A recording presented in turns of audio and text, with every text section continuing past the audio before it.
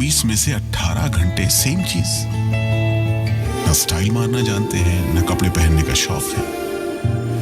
अपने तन पे तिरंगा पहनने का जुनून है, और जब देखो सिर्फ एक ही गाना सुनना है, सारे जहां से अच्छा हिंदुस्तान हमारा। जब देश रियो ओलंपिक में एक एक मेडल के सपने बुन रहा है, हर खिलाड़ी के लिए दुआएं मांगी जा रही है, तो आखिर देश में खेल के खिलाफ ही साजिश का ये दांव कैसे कामयाब हो गया?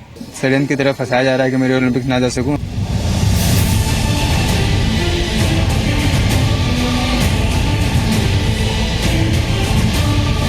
क्या ये धोखा सिर्फ खेल से है या 125 करोड़ भारतीयों के मान सम्मान से भी है? आखिर ओलंपिक से पहले ही हिंदुस्तान को हराने की साजिश किसकी थी? क्या भारतीय कुश्ती साजिशों का अखाड़ा बन चुकी है? वो गिल्टी नहीं है, वो फंसाया गया है।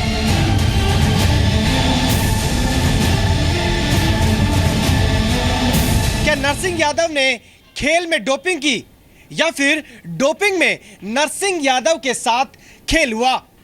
जिस सेंटर में खिलाड़ियों को जीत की ट्रेनिंग दी जाती है, क्या वो सेंटर असल में साजिश का सेंटर है? अलग भी बच्चे यहाँ पे पीछे घूमते रहते थे बच्चे, जो रणजी खन्ना तो कैंप में था, ना कोई लेना देना था कैंप में।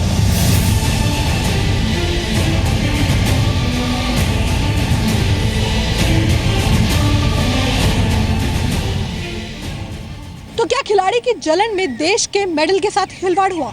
अगर ऐसा है तो खेल के इस विलन का चेहरा आखिर कब सामने आएगा, और कब पता चलेगा कि देश की भावनाओं के साथ खिलवाड़ करने के पीछे आखिर है कौन?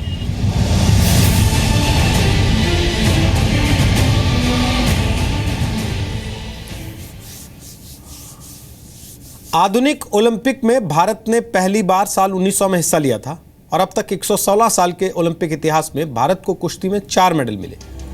अगले मेडल की उम्मीद नरसिंह यादव से थी, लेकिन वो डोप टेस्ट में फेल हो गए। अब उन्हें मौका मिलेगा या नहीं, इस पर नेशनल एंटी डोपिंग एजेंसी में सुनवाई कल भी जारी रहने वाली। नरसिंह ने 500 पन्नों का हलफनामा दायर किया।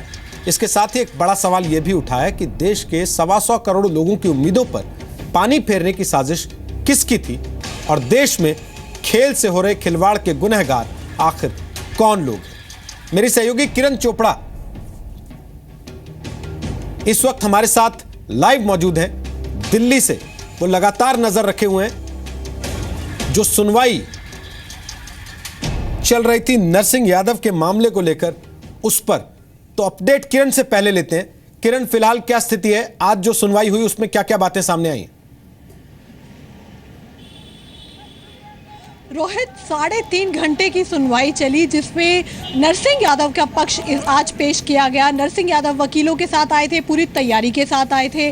500 पन्नों का हलफनामा बनाया था जो आज पेश किया गया, जो नाडा का डिसिप्लिनरी पैनल बनाया गया है, जिसमें एक जज है, एक खिलाड़ी है और 2 डॉक्टर शामिल हैं। इन पैनल के सामने उन्होंने अपना पक्ष पेश किया, और उसमें जो सबसे बड़ी दलील दी वो वही कॉन्स्पिरेसी की थ्योरी उन्होंने बताई है, जिसके खिलाफ जो FIR में भी उन्होंने करवाई है सोनीपत के राय पुलिस थाने में। एक टीनेजर रेसलर जो कि जूनियर रेसलर है, उसका नाम लिया गया है कि 5 जून को एक वाकया हुआ था जब उनका कुक उनके लिए खाना बना रहा था, तब उस मेस में किसी ने आकर कुछ मिलाया, जिसकी पहचान बाद में करवाई गई, तो उस पर शक जताया गया है। और उसके तार जो बताए गए हैं FIR में भी लिखा है, और जो अपने एफिडेविट में भी नरसिंह यादव ने लिखा कि वो दिल्ली के छत्रसाल स्टेडियम से जुड़ा हुआ है, यानी कि वो छत्रसाल स्टेडियम जिसका भारतीय कुश्ती में, रोहित, बहुत बड़ा नाम है। 2 बड़े सितारे इस स्टेडियम से आते हैं, उसी छत्रसाल स्टेडियम से ये खिलाड़ी भी जुड़ा हुआ है, जिस पर शक जताया जा रहा है कि उसी ने नरसिंह के खाने को टैंपर किया। यही दलील दी गई, और ये भी कहा गया कि 15 साल उनका एक्सपीरियंस है, और 15 साल में अभी तक उन्होंने कभी इस तरीके का कोई सेवन नहीं किया, कोई भी हिस्ट्री नहीं है ऐसी चीज़ करने की, और वो कोई जूनियर खिलाड़ी नहीं है कि वो गलती से कुछ ले लेंगे। सीनियर है, वो जानते हैं कि कौन सी दवाई में क्या है, कौन सी सप्लीमेंट में क्या है, और वो भी एनाबॉलिक स्टेरॉइड जैसी बड़ी चीज़ जो वो जानते हैं कि मिनिमम इसके ऊपर 4 साल का बैन हो सकता है। तो ऐसी स्थिति में जब वो इतने बड़े बैटल के बाद, कोर्ट में लड़ाई हुई, सारी चीज़ें हुई, एक मेंटल प्रेशर के बाद, अब जब वो रियो ओलंपिक जाने वाले थे उसके 10 दिन पहले वो ऐसा करेंगे, ये दलील नरसिंह की तरफ से दी गई है, जिस पे जो पैनल था रोहित, उन्होंने अभी आज नरसिंह के पक्ष की दलील सुनी है, और कल दोबारा ये सुनवाई जारी होगी, और उसके बाद उम्मीद की जाएगी कि क्या फैसला वो कर लेते हैं या फिर उसको आगे के लिए टाला जाता है। एक चीज, क्या स्कोप आपको दिखाई देता है अगर ये मान लिया जाता है कि नरसिंह ने अपने आप जानबूझ के कोई ऐसी दवा का इस्तेमाल नहीं किया है, तो उनके आगे जा पाने का कोई स्कोप है?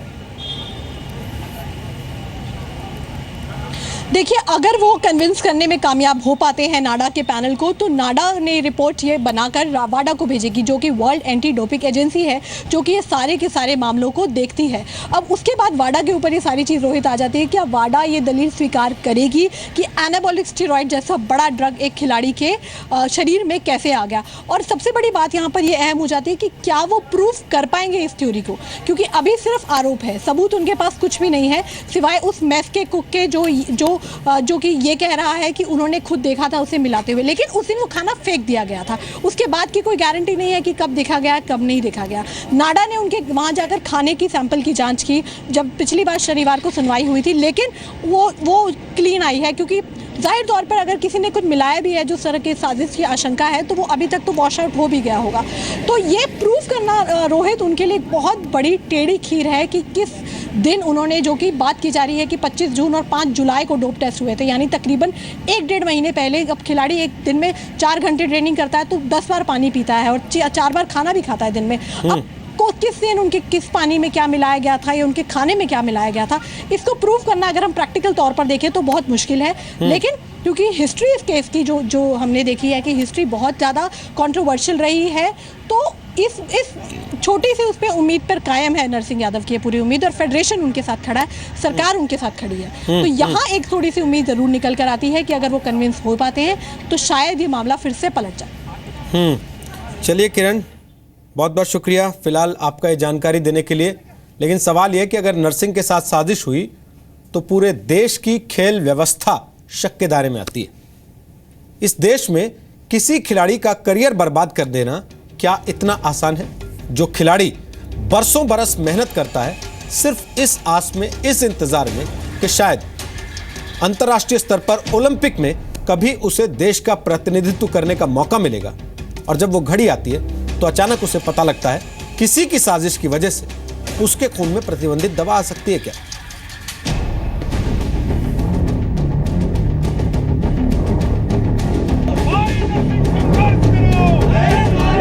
नरसिंह यादव के नाम की गूंज इतनी तो तब भी नहीं सुनाई दी थी जब उन्होंने वर्ल्ड चैंपियनशिप में ब्रॉन्ज मेडल जीतकर ओलंपिक का टिकट हासिल किया था।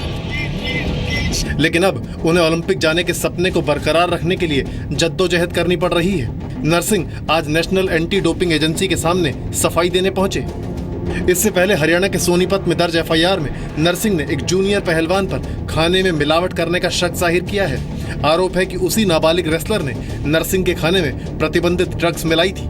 आरोपी का भाई भी अंतर्राष्ट्रीय स्तर का पहलवान है। कंप्लेन दे दी है, और जो भी लड़का एक दिन हमारे खाने में कुछ मिला रहा था, जो लड़का मेरा इधर खाना बनाता उसने भी देखा था, और मेस के कुछ कर्मचारियों ने भी उसे देखा है, तो उसकी पहचान हो गई है और हमने पास के पुलिस स्टेशन में उसकी कंप्लेंट्स दी है। नरसिंह यादव की शिकायत पर एफआईआर दर्ज कर ली गई है। पुलिस का कहना है कि मामले की जांच कर दोषियों के खिलाफ सख्त कार्रवाई होगी। इसकी तफ्तीश हमने इंस्पेक्टर सीआईए को तफ्तीश दी है। इसमें जो भी दोषी होगा उसके खिलाफ हम सख्त से सख्त कार्रवाई करेंगे। इस बीच भारतीय कुश्ती संघ ने नरसिंह की जगह रेसलर प्रवीण राणा को रियो भेजने का फैसला कर लिया। हमने तुरंत अपनी इमरजेंसी बैठक बुलाई, चीफ कोच का रिपोर्ट लिया। रिपोर्ट जब तक करने के बाद प्रवीण राणा जो लगातार कैंप में बना हुआ है, उसका नाम हम रिप्लेसमेंट के तौर पर वहाँ हमने भेज दिया। नरसिंह यादव को लेकर रेसलिंग फेडरेशन और खेल मंत्रालय आमने सामने आ गए हैं। अगर आपका खिलाड़ी डोपिंग के अंदर आपकी एंटी डोपिंग पैनल ने उसको प्रोविजनली सस्पेंड किया हो और उसकी अगर फाइनल रिपोर्ट आ गई है, तो फिर कोई खिलाड़ी सब्स्टिट्यूट नहीं हो सकता। कि एक तरफ आज नाडा का फैसला आना है, दूसरी तरफ ये बात क्लियर हो गई है कि प्रवीण राणा जाएंगे, लेकिन एक खिलाड़ी 4 साल कई सालों तक मेहनत करके ओलंपिक का सपना देखता है, अब ये चांस उसको फिर 4 साल के बाद आएगा। ये एक प्लेयर के लिए बहुत बड़ी बात होती है। बहुत सारे प्लेयर, मैं खुद लॉन टेनिस की प्लेयर रही हूँ, किस तरह से लोग मेहनत करते हैं, प्लेयर डिप्रेशन में चले जाते हैं। नरसिंह यादव डोपिंग के दांव में खुद फंसे हैं या साजिश के तहत फंसाए गए हैं, इसका खुलासा तो बाद में होगा। लेकिन फिलहाल तो देश ये जानने के लिए बेचैन है कि मिट्टी के खेल से जुड़े पहलवान अखाड़े और मैट के बाहर भी साजिश का दांव लगाकर किसी के सपने और करियर को तोड़ने का काम कर सकते हैं। किरण चोपड़ा और रविंद्र कुमार के साथ ब्यूरो रिपोर्ट, जी मीडिया, दिल्ली। तो क्या खेल में नहीं, डोपिंग नहीं बल्कि डोपिंग में खेल हुआ?